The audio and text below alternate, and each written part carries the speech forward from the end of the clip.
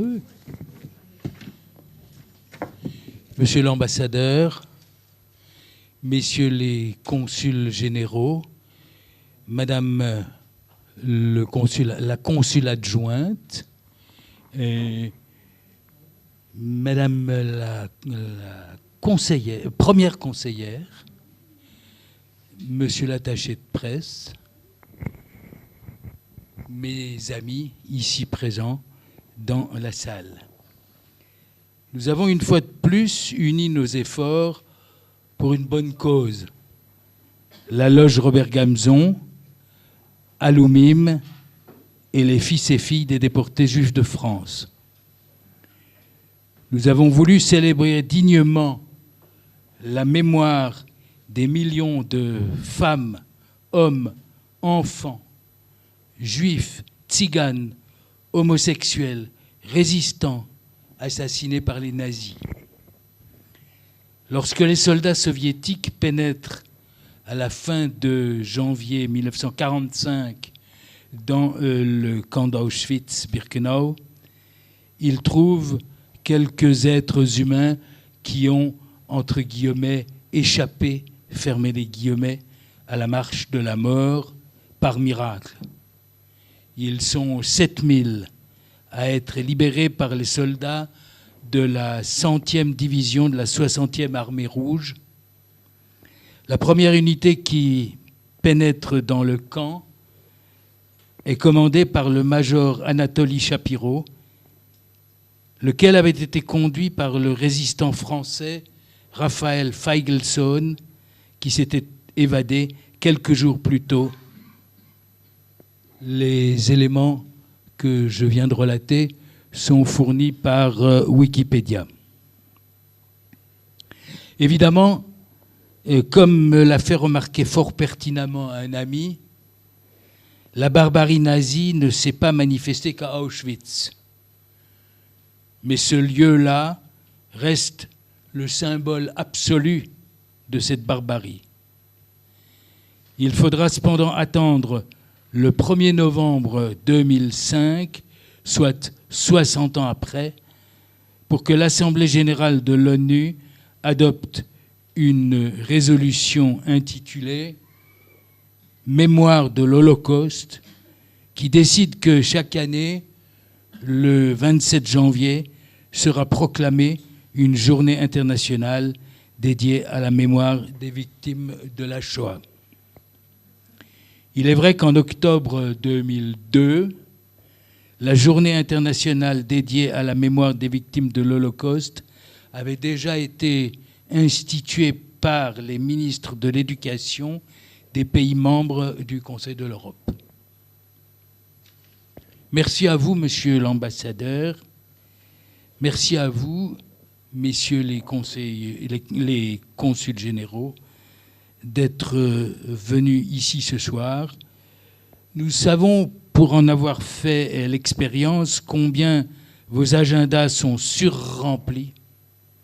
Merci à vous tous, nos amis, de vous être déplacés pour honorer la mémoire de toutes ces victimes. Je voudrais excuser l'absence de Jacqueline Robibaud, ancienne présidente et actuelle mentor de la loge Robert Gamzon, absente pour quelques petits problèmes de santé. Sa contribution sera lue par Valérie, qui elle-même évoquera la naissance de l'association des fils et filles des déportés juifs de France, qu'elle représente fort bien ici en Israël. Elle évoquera également l'influence de Beate et Serge Klarsfeld, ainsi que le mémorial de Roglit, tandis que Shlomo Balsam, où est-il ? Ah oui, président d'Aloumim, parlera d'exemples de reconstruction, de retour à la vie après Auschwitz. La soirée se clôturera parce que nous avons l'habitude d'appeler dans la loge Robert Gamzon le pot de l'amitié. Mais maintenant, je cède la parole à Monsieur l'ambassadeur.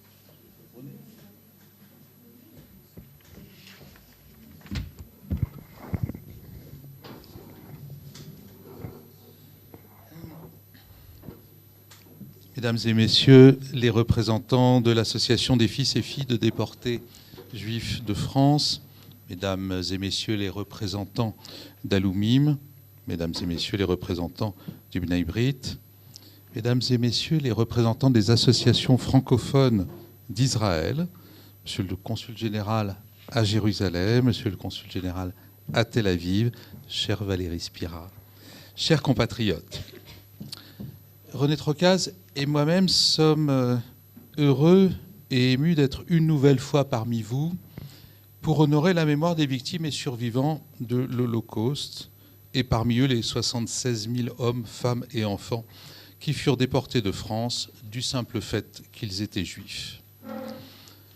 Heureux d'abord de constater cette année encore la force et la vitalité de votre engagement, de votre détermination à rendre l'hommage dû à ceux que le régime collaborationniste de Vichy a livrés à leurs bourreaux et à continuer de porter leurs souvenirs. Soyez-en, cette année encore, remerciés au nom de la République. En me rendant ce matin à Roglit, à titre personnel, pour me recueillir devant les noms de nos déportés, je pensais à un jeune homme que je devrais bientôt recevoir à la résidence de France et dont je souhaite vous dire quelques mots parce que c'est important sur la manière de transmettre la mémoire. Ce jeune homme s'appelle Dov Foreman, il est israélien d'origine britannique et il a 19 ans. Il est benjamin d'une famille de 3 enfants, mais surtout l'un des 36 arrière-petits-enfants de Lili Ebert, survivante d'Auschwitz. Il y a 3 ans, alors que la pandémie de Covid-19 se propageait à une vitesse alarmante, Dov et sa famille ont été contraints au confinement, comme nombre d'entre nous. Dov avait donc 16 ans à l'époque. Et il aurait pu faire comme tous les jeunes de son âge, chatter en ligne, avec ses amis, jouer à des jeux vidéo, regarder des films, peut-être lire des livres, rêvons un peu. Or, ce jeune homme, frappé par la recrudescence d'actes antisémites en Angleterre, décide d'utiliser ce temps suspendu pour raconter sur son compte Twitter l'histoire de son arrière-grand-mère Lily. Et à sa propre surprise, ses publications sont partagées, relayées, commentées, tant et plus que Dov décide d'enregistrer Lily pour diffuser directement ses témoignages en ligne. 3 ans plus tard, Dov et Lily cumulent plus de 2 millions d'abonnés sur les réseaux sociaux. Ils ont coécrit un livre, primé par plusieurs journaux, dont le New York Times. Dov a été invité à donner des conférences devant les universités d'Oxford et de Cambridge, le Parlement britannique, Google ou encore les Nations Unies. Il a été reçu successivement par Danny Dayan, le président d'Yad Vashem, par le président israélien Isaac Herzog et par le roi d'Angleterre Charles III. Tous ont salué la contribution de Dov à l'éducation et la transmission de la mémoire de la Shoah aux plus jeunes, défi sans cesse plus important, tandis que le nombre de survivants s'amenuise et que le négationnisme trouve, avec les réseaux sociaux et Internet, des moyens d'atteindre les publics les plus jeunes et d'échapper à la justice.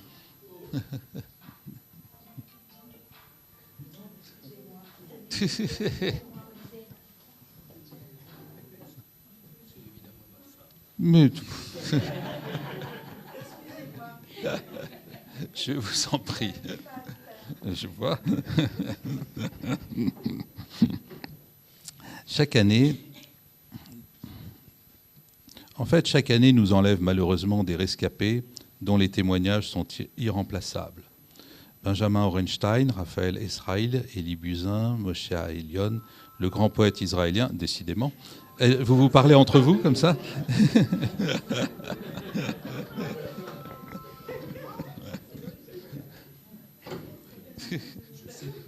Oui. Tout va bien. En fait, on se rend compte évidemment que par rapport aux jeunes, ce qui fonctionne le mieux dans la transmission, ce sont les témoignages des rescapés.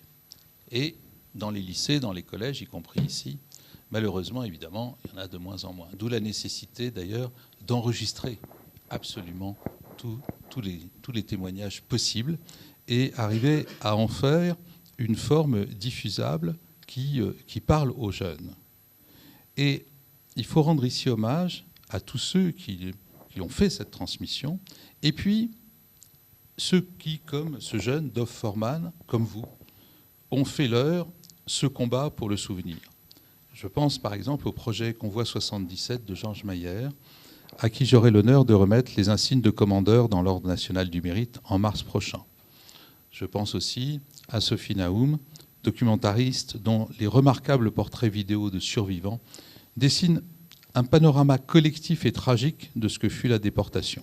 Et bien sûr, comment ne pas citer Serge et Beate Klarsfeld, dont l'œuvre inlassable éclairera pour longtemps encore notre chemin. Chers amis, l'histoire alerte le présent, avertissait le président de la République, Emmanuel Macron, à l'occasion du 10e anniversaire du site mémorial du camp des Milles, le 5 décembre dernier. Car les passeurs de temps et d'esprit que vous êtes tirent leur persévérance d'une conviction puissante. L'horreur des camps, l'opprobre des trahisons et des collaborations, l'ignoble tentative d'extermination dont furent victimes le peuple juif et d'autres communautés, ne furent pas des accidents de l'histoire, mais bien le fruit d'un glissement délibéré vers le pire. Et c'est contre ce glissement dont nous retrouvons aujourd'hui les prémices dans de nombreux endroits du monde que nous devons nous prémunir. Comme le président le rappelait en décembre dernier, le régime de la collaboration continue malgré tout de recruter des adorateurs. Et il dispose toujours d'héritiers. Sachons ouvrir les yeux sur la montée de la xénophobie et de l'antisémitisme. Tendons l'oreille aux résurgences du racisme. Il ne tient qu'à nous de résister à ceux qui falsifient l'histoire, à ceux qui feignent d'adopter nos valeurs pour mieux les transgresser. C'est parce que la France se souvient des horreurs du passé et parce qu'elle assume la responsabilité des actions commises au nom des Français par le régime de Vichy qu'elle combat et continuera de combattre avec une extrême fermeté ces poisons venus du passé. Je le disais déjà l'année dernière, l'État a un devoir d'action au-delà du devoir de mémoire. Nous continuerons donc de nous opposer, chaque fois que nécessaire, aux tentatives de réécrire ou occulter l'histoire, ou pour traduire devant la justice les personnes coupables de violences racistes ou antisémites.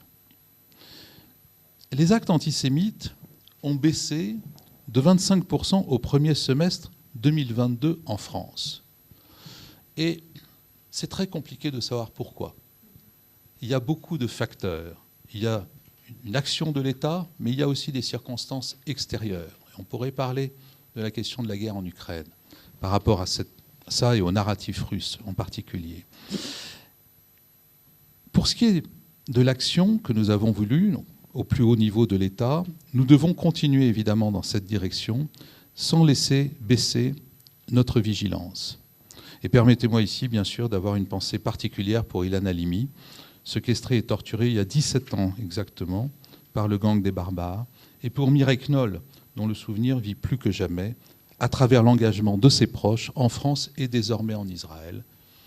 Depuis peu. Nous continuerons aussi de protéger les victimes d'antisémitisme en milieu scolaire, d'accompagner les équipes enseignantes, de renforcer les programmes d'éducation afin de sensibiliser nos plus jeunes générations. Cela passe en outre par une plus grande régulation de l'espace numérique où déferlent malheureusement tant de violences. Vous vous souvenez peut-être que l'an dernier, je vous avais parlé de la nécessité et de la loi française pour pouvoir effacer les contenus haineux en ligne. On était à 48 heures pour les effacer. On est passé ensuite à 24 heures. Depuis août dernier, nous sommes à 1 heure. Mais même en 1 heure, on arrive encore à faire des copies et à faire de la transmission. Mais comme je vous l'avais dit l'an dernier, ça coûte extrêmement cher en réalité. Ça demande des algorithmes extrêmement puissants pour repérer ça sur Internet. Il n'empêche que, avec cette capacité à enlever les contenus haineux en ligne en 1 heure, on fait des progrès quand même considérables en matière de diffusion de la haine en ligne. Et puis, nous avons nous-mêmes appris que par-delà les âges, par-delà les latitudes, l'engrenage est toujours le même. L'intolérance qui conduit à la discrimination, l'indifférence qui laisse libre cours aux dérives, l'ignorance qui nourrit la haine.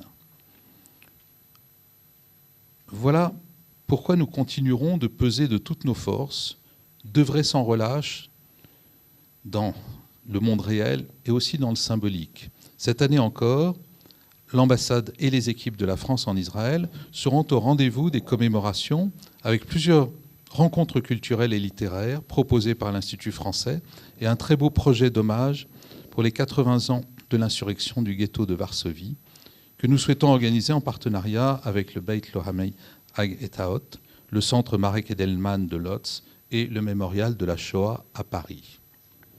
En fait, nous sommes confrontés, nous en parlons beaucoup à Yad Vashem, sur l'enseignement et la transmission de la Shoah.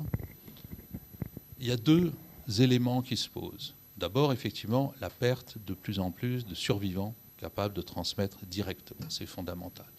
Et l'autre phénomène dont nous nous rendons compte, apprendre la Shoah aux jeunes est nécessaire mais pas suffisant pour lutter contre l'antisémitisme.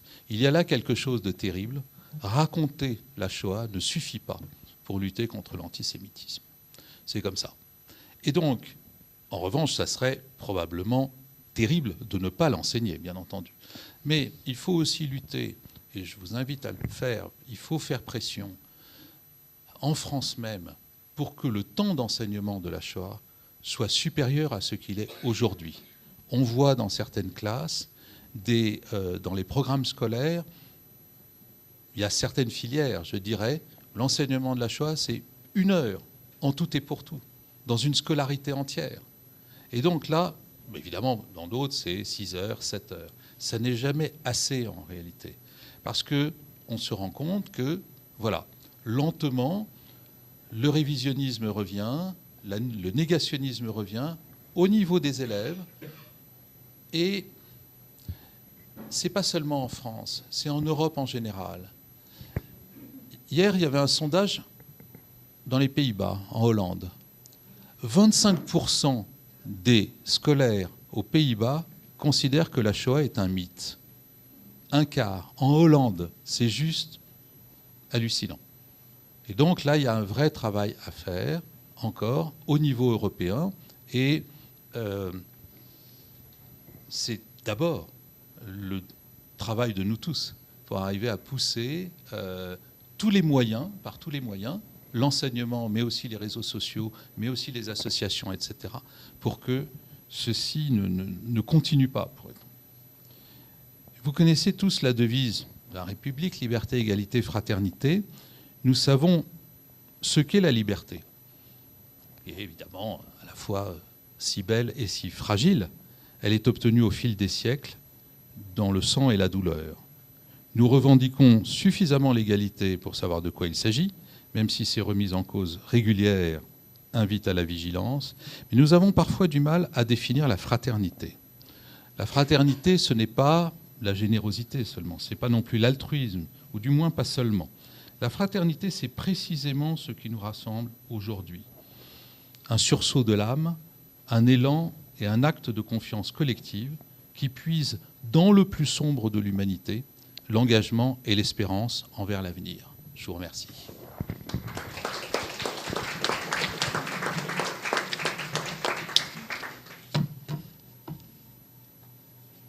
Peut-être je peux annoncer un projet.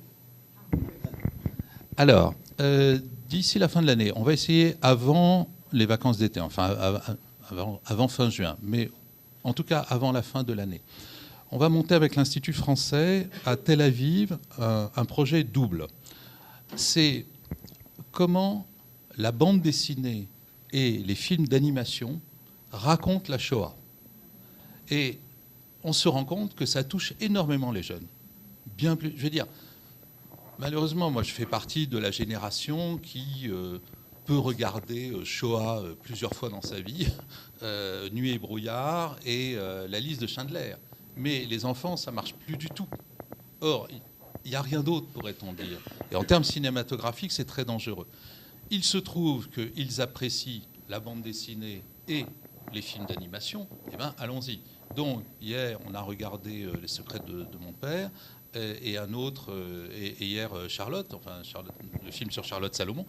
Et ça fonctionne très bien. Donc, il y a là, quand même, une piste pour travailler avec les enfants. Donc, on va faire quelque chose sur comment la bande dessinée et les films d'animation racontent la Shoah. Et dans un deuxième temps, alors le lendemain ou l'après-midi, etc., comment le fait de raconter n'est pas suffisant.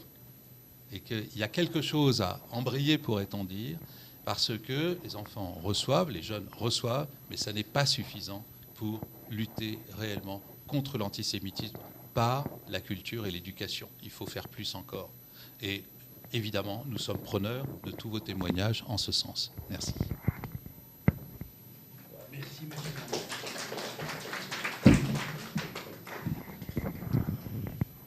merci beaucoup, monsieur l'ambassadeur. Ce que vous nous avez dit était passionnant. Et je crois pouvoir dire, je ne sais pas si la loge Robert Gamzon pourrait être partie prenante du projet que vous avez décrit, mais si tel est le cas, nous sommes à votre disposition, nous sommes preneurs. Voilà. Valérie, c'est toi qui dois prendre la parole maintenant. Merci beaucoup.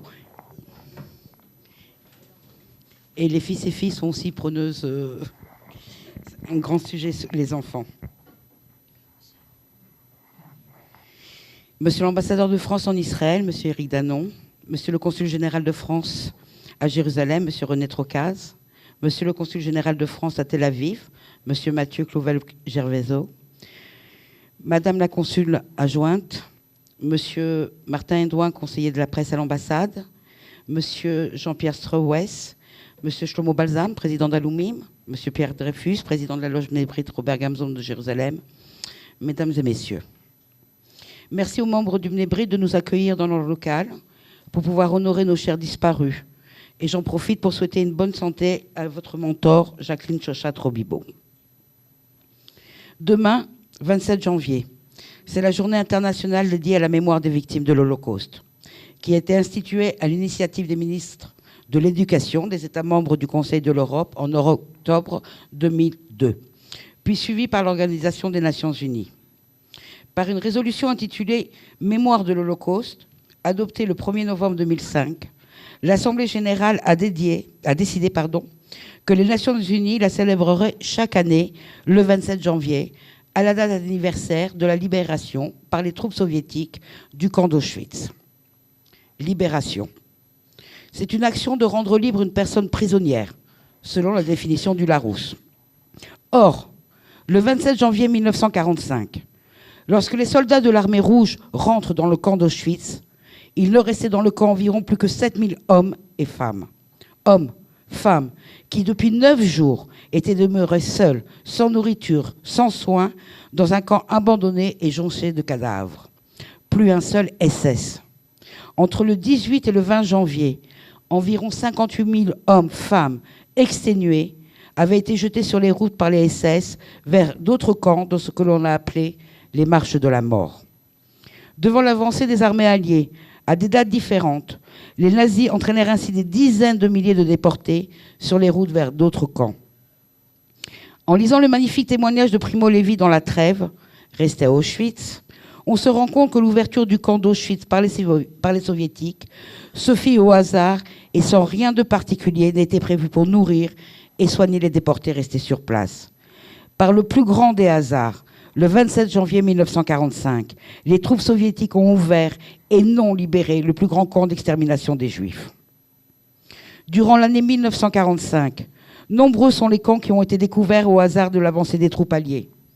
Il faudrait suivre pas à pas ces troupes, raconter leurs rencontres avec des petits groupes de déportés cheminant sur les routes, ou encore leur découverte de wagons remplis de morts vivants. Une fois les combats terminés, les camps investis par les Alliés, le destin des déportés ne fut pas le même pour tous. Les déportés politiques, les déportés résistants furent accueillis comme des héros en France. Souvent dans les camps, et en particulier à Auschwitz, le typhus est là, dont la propagation fait peur aux Alliés, qui ont gardé le souvenir de la grippe espagnole, si contagieuse. Les camps restent bouclés. Alors que rien n'était préparé, il a fallu improviser.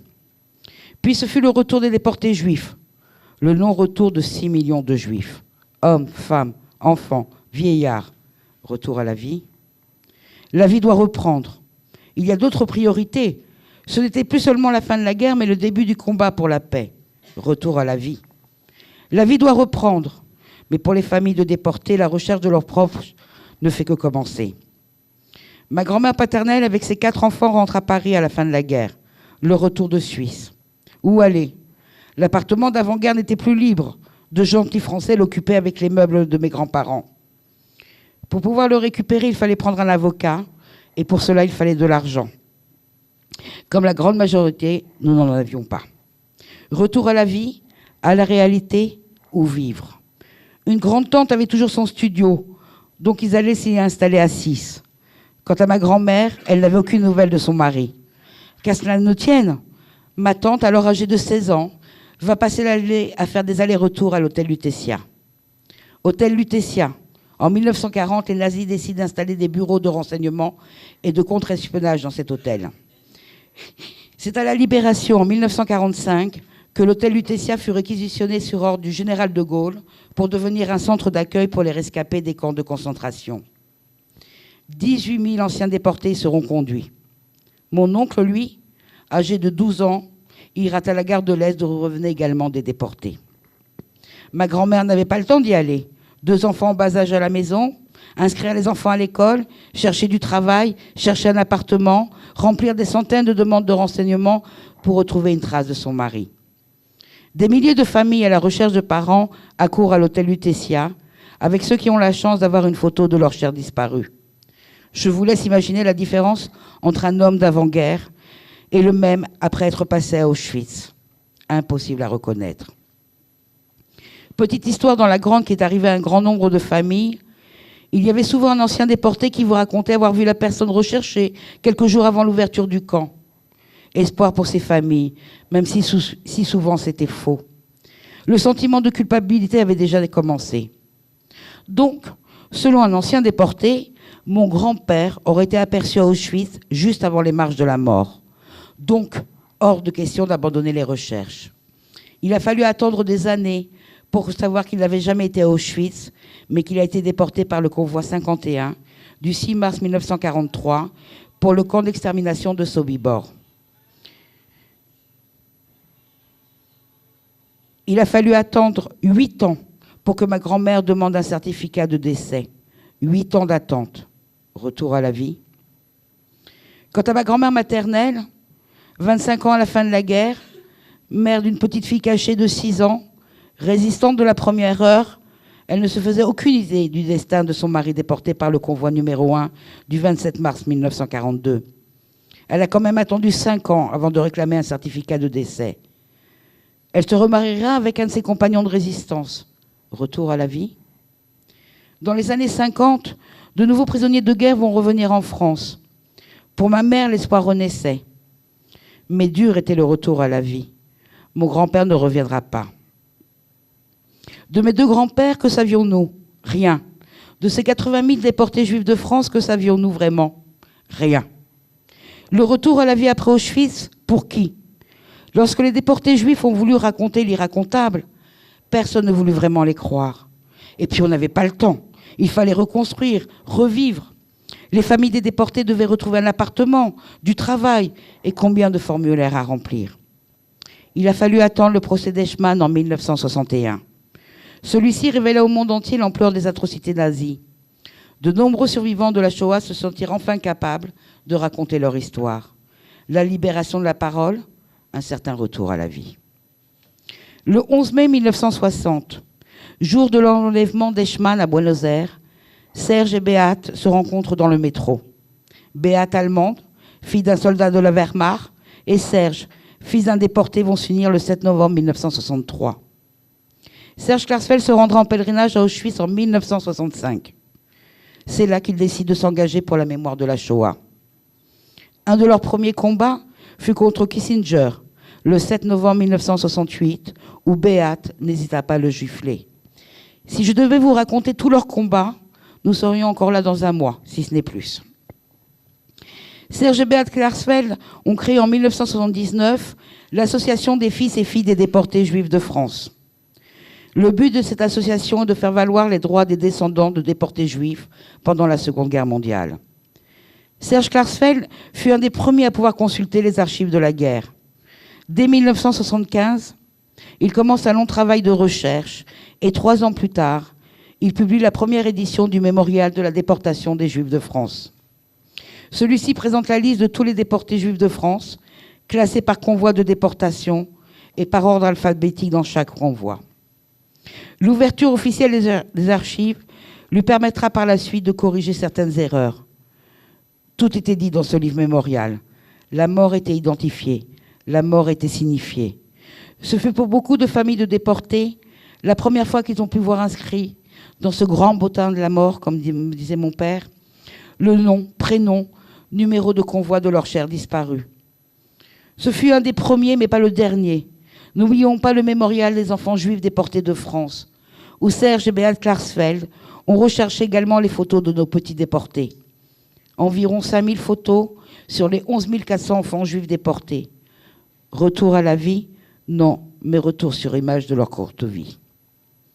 Le 18 juin 1981, Serge et Beate Klarsfeld inaugurent le mur mémorial de Roglitz. Mur de 35 mètres de long et 4 mètres de haut. Retour à la vie? Non, mais une certaine forme de reconstruction. Un lieu, un livre, où le nom de nos chers disparus sont mentionnés. Retour à la vie? Non, mais dans nos cœurs, retour des cendres de nos familles. En 2012, Serge et Beate Klarsfeld réimpriment le mémorial de la déportation des Juifs de France. Ce nouveau mémorial de 9 kilos regroupe enfin les membres d'une même famille. Souvent, le père partait par un convoi, la mère par un autre, les grands-parents de leur côté, les enfants seuls. Retour à la vie? Non, mais retour des familles séparées. Ce mémorial comporte le numéro de convoi, le nom, le prénom, le nom de jeune fille, l'âge, la date et le lieu de naissance, l'adresse d'arrestation et le camp de transit avant la déportation. Monsieur Strauès, ici présent, grâce à un travail de longue haleine en collaboration avec Serge et Beate Klarsfeld, a créé un site internet de ce mémorial. Je vous le conseille. De Serge et Beate Klarsfeld, beaucoup se souviennent surtout de leurs recherches d'anciens nazis. Le Guay, Bousquet, Touvier, Papon, Klaus Barbie, Lischka et tant d'autres. C'est très important d'avoir pu juger les principaux collaborateurs de la solution finale. Mais grâce à leur travail acharné, à leurs recherches, ils ont pu mettre un visage sur un nom. Oublier nos morts serait les tuer une deuxième fois. Serge et Beate Klarsfeld leur a donné une seconde vie. Un retour à la vie? Non, mais un retour à leur vie. Merci beaucoup.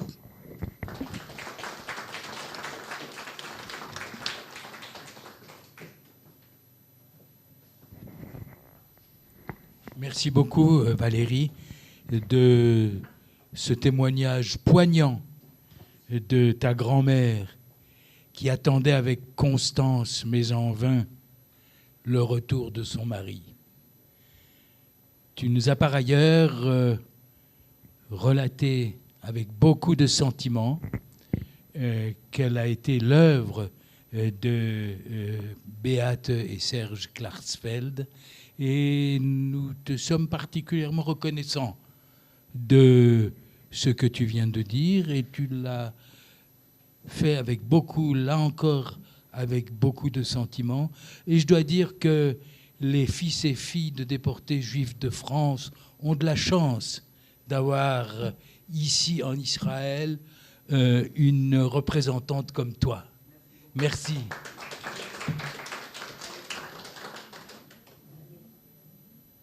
Shlomo Balsam, tout le monde le connaît ici. je n'ai vraiment pas besoin de le présenter. Hein. Président d'Alumim, guide en Pologne, je crois, guide dans d'autres pays où les Juifs ont été persécutés. Alors, je crois que j'ai assez parlé, je te donne la parole. Alors, comment on revient et on se reconstruit après la Shoah ? L'ouverture des camps n'a rien changé du tout. Il y a même des témoignages que quand les Russes ont ouvert les portes, personne ne voulait bouger. Après, à Paris, tout le monde dansait dans les rues, papa dansait pas. Il y a une phrase qui revenait. Après la guerre, tous les peuples voulaient savoir combien sont morts pendant la guerre. Les Américains, les Britanniques, les Russes, les Français.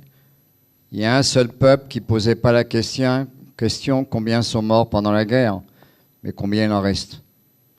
Et effectivement, on allait tous à l'hôtel Lutetia. Mon père allait chaque jour vérifier qui est revenu, qui est parvenu. Et donc c'est un des premiers problèmes qui dure jusqu'aujourd'hui, c'est de retrouver de la famille. On est 80 ans après, il y a encore des gens qui recherchent. J'ai raconté souvent l'histoire de la dame du côté de Haïfa qui m'a appelé, qui a 78 ans. Shlomo, il paraît que tu sais faire des recherches. Tu peux me dire qui je suis, s'il te plaît ? Pardon. Alors, elle était bébé. Ses parents ont été déportés d'un des camps, de Pithiviers, je pense. Et la mère l'a laissée sur le quai dans un berceau. Elle était bébé.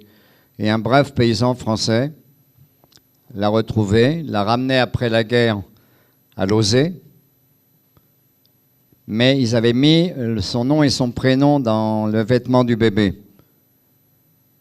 Alors je lui ai dit, mais maintenant, pourquoi vous cherchez maintenant à cet âge-là pourquoi pas avant ? Il dit, après, à la fin de la guerre, on m'a ramené à Lausée, personne n'est venu me récupérer, on m'a envoyé en Israël, j'ai grandi dans un kibbutz. J'ai fait l'armée en Israël, je me suis marié, j'ai fait un X sur le passé, je construis l'avenir. Je lui ai dit, pourquoi maintenant, à l'âge de 78 ans, vous cherchez ?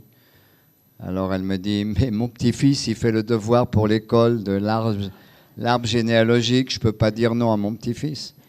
Donc le premier truc pour se reconstruire, c'était retrouver des gens, et il y a des gens qui continuent jusqu'aujourd'hui à rechercher, est-ce qu'il y a une possibilité de trouver des familles, et grâce à Internet, à des archives qui sont ouvertes,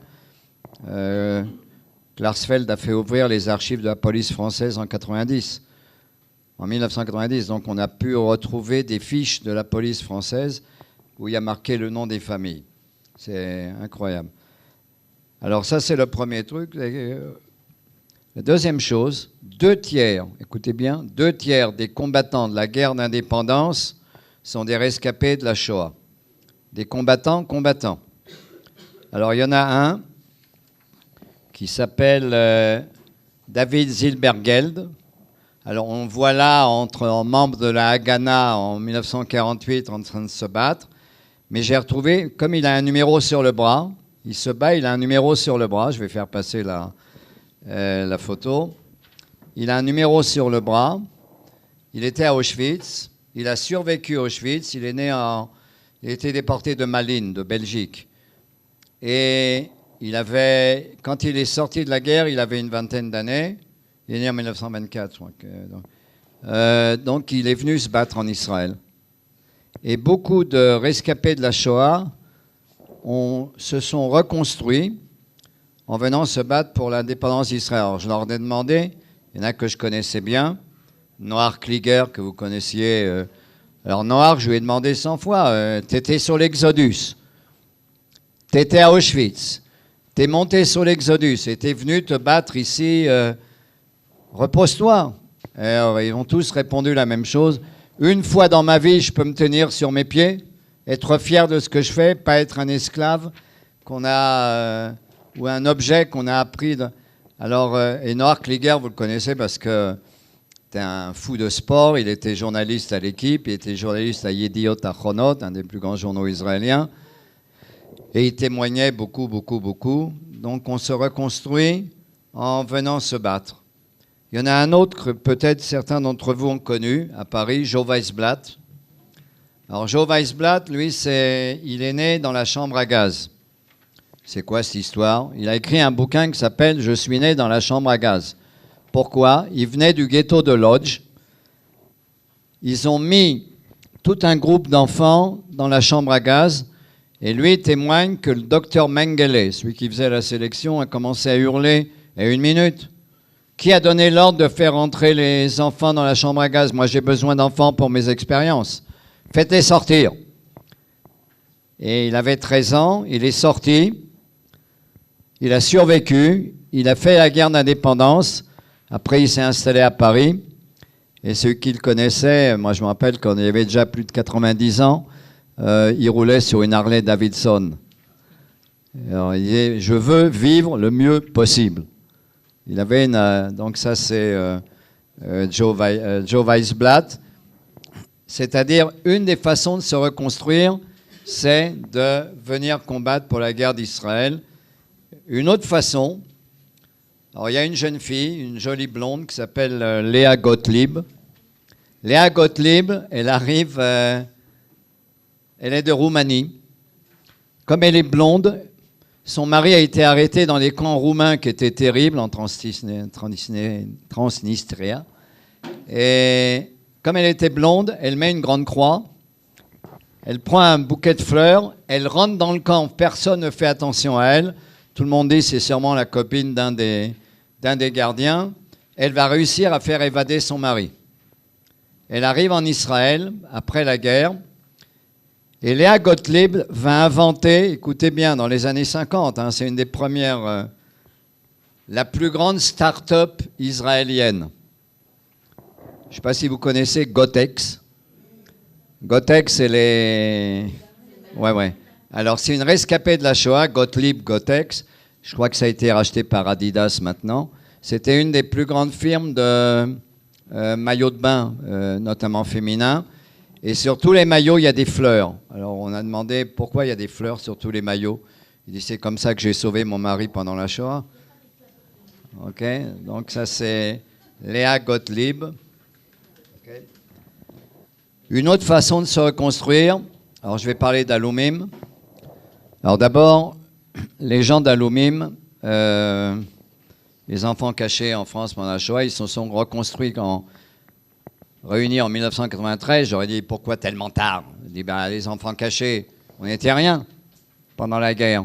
Il y a même Israël Liechtenstein, qui était président avant moi, qui avait dit, mes meilleures années, c'était pendant la guerre. Je lui dis, pardon? Comment tu peux dire ça? J'étais petit, j'étais caché chez des paysans, j'étais heureux. La nuit, je pleurais, mais le jour, on jouait. Et on m'avait dit, c'est les grandes vacances, papa et maman vont revenir. Et en 1945, comme ça, la phrase des gens de Aloumim, beaucoup, ma guerre a commencé en 1945. Quand on s'est aperçu qu'il n'y avait plus de famille, qu'il n'y avait plus rien. Alors les gens d'Aloumim écrivent, Betty appelle Kepernemou écrit, Bert Badiri vient d'écrire un livre, Meira Barer a écrit un livre, comme un tison sauvé du feu. Berthe, elle raconte comment elle était cachée au Montcel, dans Savoie. Et donc, un des moyens de se reconstruire, c'est de se réunir, de reconstruire le passé et surtout de raconter. Qui va raconter? Et on est les enfants, c'est les enfants cachés. C'est pas les rescapés directs des camps. C'est la génération entre les... Mais on a quelque chose à dire. Donc, un des buts de la reconstruction, c'est de parler, demander à Betty, elle va pas... Elle raconte son histoire partout. Nahon, ouais. OK, donc il y a beaucoup de choses à faire. Une des façons de se reconstruire. Alors je vais parler de Gabi Hochman, de notre copine Gabi de Aloumim. Elle a mis à peu près, si j'ai bien compris, plus de 50 ans à retrouver la bonne sœur qu'il a retrouvée, qu'il a sauvée pendant la guerre. Alors j'ai demandé une fois à Gabi, mais pourquoi, après 50 ans, tu fais encore des recherches pour savoir qui t'a sauvé? Alors elle l'a dit comme ça, j'étais un enfant caché, mais j'étais une enfant sage, je suis obligé de dire merci. Et un des boulots de Aloumim, particulièrement, pas seulement. Il y a ici dans la salle des gens qui ont retrouvé des justes maintenant, qui sont assis là d'ailleurs. C'est de dire merci à ceux qui nous ont sauvés. Et ces dernières années, notamment en France, M. Stroveis le sait, on retrouve beaucoup de gens qui ont sauvé des Juifs parce qu'il n'y avait pas de documents. Beaucoup de gens qui étaient des enfants ne se rappelaient pas où ils ont... Gabier l'a retrouvé par hasard parce qu'elle a rencontré quelqu'un qui était caché dans le même couvent, qui était un peu plus vieux, qui se rappelait du village. Donc elle a fait remettre à Marie-Rose, à sœur Marie-Rose, la médaille des justes. Alors je ne vous dis pas la cérémonie, on pleurait. Un des membres d'Aloumim, Ehud Lev, a été sauvé par une dame. Et quand il y a eu le discours,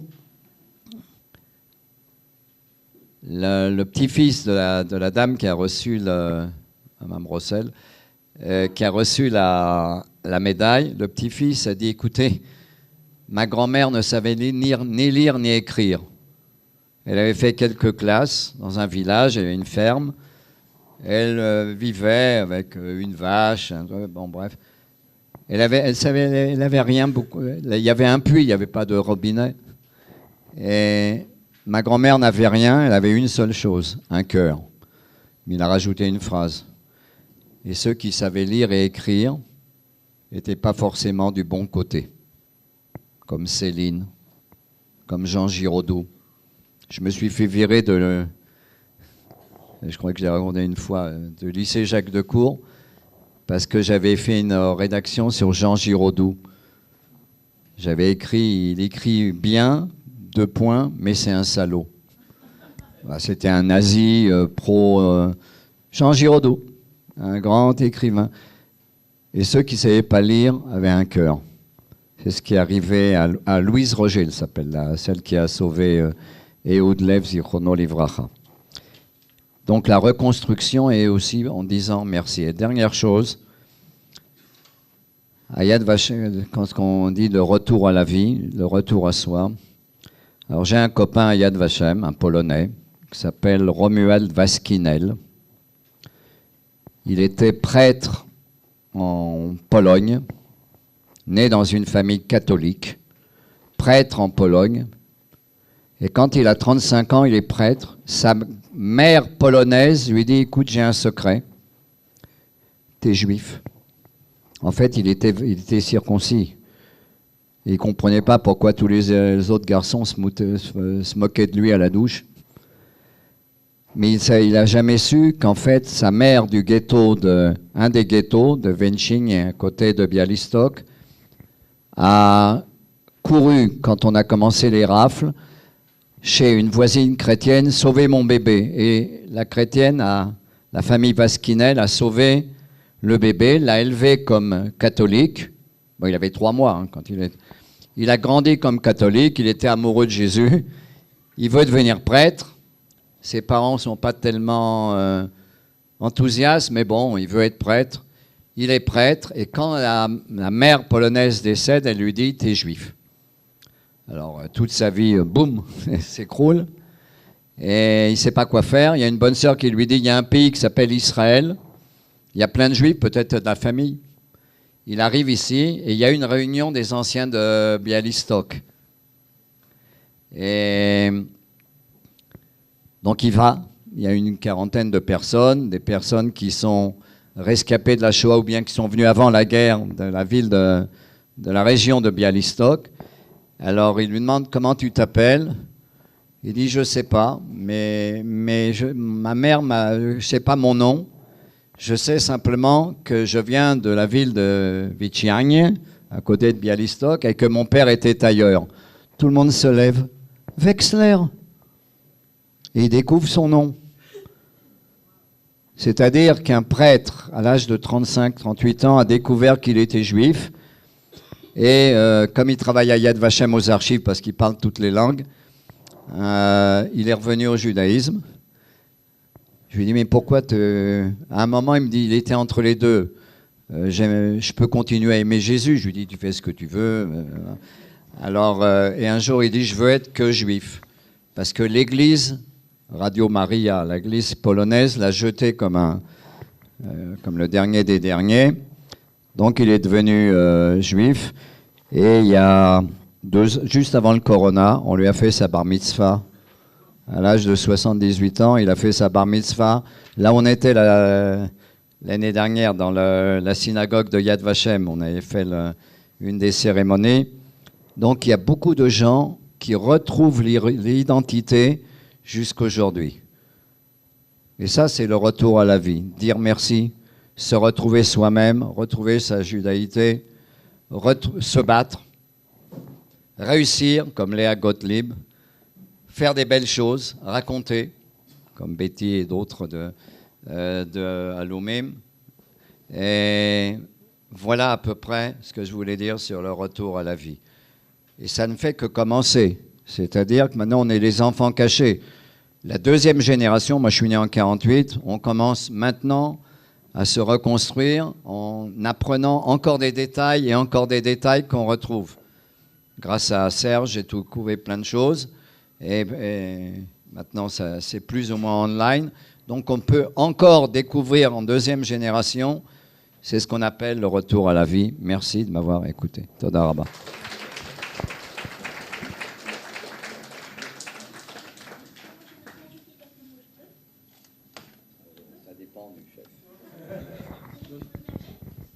Pas maintenant, madame. Peut-être après, on verra.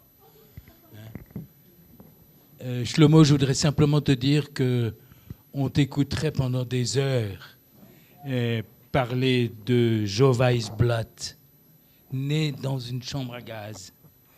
On t'écouterait parler de Léa Gottlieb.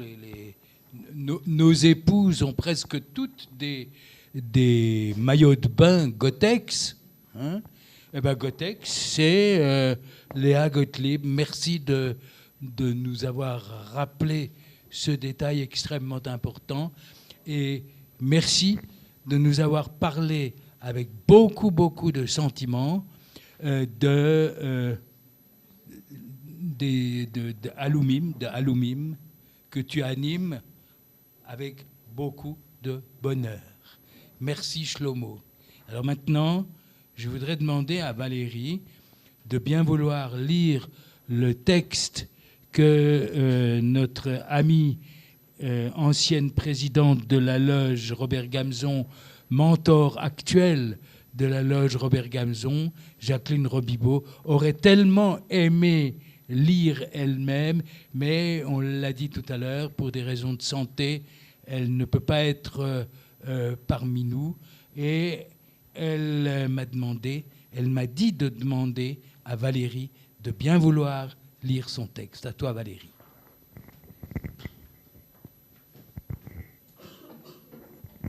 Juste en aparté, avant de lire le texte de Jacqueline, Jacqueline et ma maman, qui n'est plus là, se sont connues ici à Jérusalem, grâce au Bnei Brit.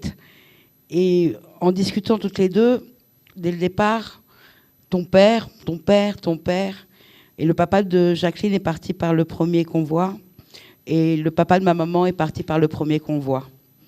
Alors, ce qui rapproche énormément. Il y a des associations, le convoi numéro 5, 73, il n'y a pas d'association du convoi numéro 1, mais c'est pareil, c'est les mêmes histoires. Est-ce que leurs pères se sont connus, pas connus? Et puis, elles venaient de la même région de Russie. Et puis, elles ont eu une vie, une éducation tellement les mêmes, avec leurs mamans qui ont perdu donc leur papa, leurs mamans qui sont remariées. Et tellement de choses, c'est comme une deuxième maman pour moi. Donc, de lire son texte, je vais essayer de le lire normalement. C'est un peu... Voilà. En ce jour de la commémoration de la Journée internationale de la Shoah, le terme choisi étant « se reconstruire, retour à la vie ». Les rescapés des camps et les enfants cachés ont dû réapprendre à vivre et à se reconstruire. 26 août 1945, libération de Paris. Les Français chantent et dansent dans les rues, sauf les Juifs français ou étrangers. Les enfants cachés, les revenants de la marche de la mort reviennent à Paris. Août 1945, Frida Chauchat est allé chercher sa petite fille Jacqueline Chauchat dans sa famille d'accueil à Laigne, en Côte d'Or. Elle ne s'était pas revue de 1942 à 1945. Frida Chauchat, maman, a elle été cachée à Saint-Dizier, près de Roanne. Je pleurais en quittant la famille Osterberger. Je ne connaissais pas maman. J'allais vers l'inconnu. Maman et moi faisions connaissance. Nous sommes revenus à Paris seuls toutes les deux. Maman ne me parlait pas de mon père, Henri Hillel Chauchat. Nous sommes revenus au 10 de la rue du Docteur Goujon, dans le 12e arrondissement. Tous les problèmes administratifs devaient être résolus par maman. La seule solution pour elle a été de me mettre momentanément en pension. La pension des Lilas, porte de Montreuil. Dans la semaine, maman allait régulièrement à l'hôtel Lutetia, espérant le retour de mon père. Un jour, alors qu'elle posait des questions, un rescapé s'approcha d'elle. « J'ai connu Hillel Chauchat. Il était dans le même Maranais que moi. À l'ouverture des portes d'Auschwitz, j'étais dans un train et lui dans celui qui partait vers la Russie. Maman a toujours attendu le retour de mon père, persuadée qu'il était retourné en Russie. Les Russes avaient besoin d'ingénieurs chimistes, ce qui était la profession de Hillel Chauchat. Se reconstruire, le retour à la vie. Je me dois de rendre hommage à Frida Chauchat, née Schauder, à Sarrebruck, dans la Sarre, le 7 juillet 1907. Élevée dans un milieu de la bourgeoisie juive de Sarrebruck, auprès de ses deux frères aînés, jeunesse choyée et gâtée, rien ne l'a préparée à affronter les terribles épreuves qu'elle a dû assumer. En 1936, elle rencontre à Paris Hillel Chauchat, ingénieur chimiste lituanien, mon père ayant créé une entreprise de tannerie de fourrure à Montreuil-sous-Bois. Ils se marient et en 1938 naît leur petite fille Jacqueline. 1941, tous les biens des Juifs étrangers sont confisqués. Compte bancaire, arianisation de l'usine située 32 rue Foch. 20 août 1942, première rafle des Juifs étrangers à la sortie du métro République 11e arrondissement. Véhiculé à Drancy par moult bus de la RATP sous escorte de policiers français. Maman et moi partons en zone libre, assignée à résidence à Ney, dans les Pyrénées. Maman reçoit un papier de la préfecture de police lui indiquant que Hillel Chauchat sera transféré de Drancy vers une destination inconnue. Nous revenons à Paris. Un des frères de maman, Hermann Schauder, étudiant en médecine à Paris, est alerté par un de ses confrères, le professeur Bourgeois, qu'il faut séparer très vite Frida de sa petite fille, compte tenu du danger qu'elles encouraient. Début 1942, maman confie sa petite fille à une étrangère, Suzanne Osterberger, secrétaire du professeur Bourgeois, pour l'emmener à Laigne, Côte d'Or, près de Dijon, où ses parents vont prendre en charge une petite juive. Sidération de Frida Chauchat, qui n'avait pas d'autre choix. Jacqueline avait 4 ans et partait vers l'inconnu. C'est alors que maman s'est révélée à elle-même, avec un courage et une détermination extraordinaires. Elle a fait face à cette situation inédite. Mon père était toujours à Drancy. Sur recommandation d'amis, maman est partie à Saint-Nizier, près de Roanne, où elle devint serveuse dans une brasserie, établissement Fernand Roux, de 1942 à 1945, sans aucune nouvelle de sa petite fille.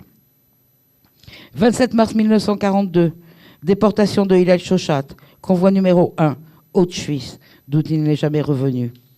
À partir de ce moment, maman a géré et maîtrisé la situation. Reprendre contact avec le nouveau propriétaire de l'usine de mon père, les établissements Chauchat, m'inscrire à l'école communale rue de Picpus dans le 12e, remplir les papiers envoyés par la mairie pour que Jacqueline Chauchat soit inscrite comme pupille de la nation, réorganiser notre vie. Elle a fait preuve d'une telle volonté, d'un tel courage qui jusqu'à aujourd'hui me servent d'exemple. Maman s'est reconstruite psychologiquement. Sa petite fille Jacqueline a vraiment fait un retour à la vie qu'en faisant son alia, après avoir construit une vie familiale et professionnelle à Paris. Chaque vie est un monde, les survivants ont leurs propres mots. Réflexion de la commémoration annuelle de la Shoah par le Bnei Brit international, Jacqueline Chauchat Robibaud, Jérusalem, le 26 janvier 2023.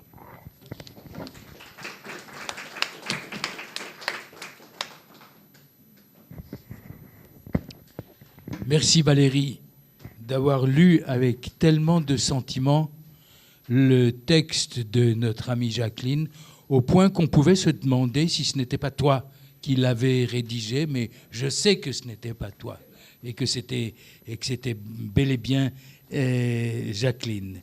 Je voudrais saluer la présence de notre ami Pompère, ici, qui vient de nous rejoindre. Il est à la tête d'un musée de la résistance juive, c'est bien cela, hein, qui collabore avec le Bnei Brit. Le Bnei Brit est partout. Hein, et je voulais vous dire que nous vous accueillons avec beaucoup, beaucoup de plaisir et que nous avons ici dans la salle une de nos sœurs qui va prendre contact avec vous. Tu prendras contact, si tu veux bien, avec l'ami Pompère parce qu'elle a des éléments qui peuvent éventuellement vous intéresser. Alors on a parlé de la résilience, de la résilience des nôtres, de la résilience du peuple juif. C'est quelque chose qui existe d'évidence.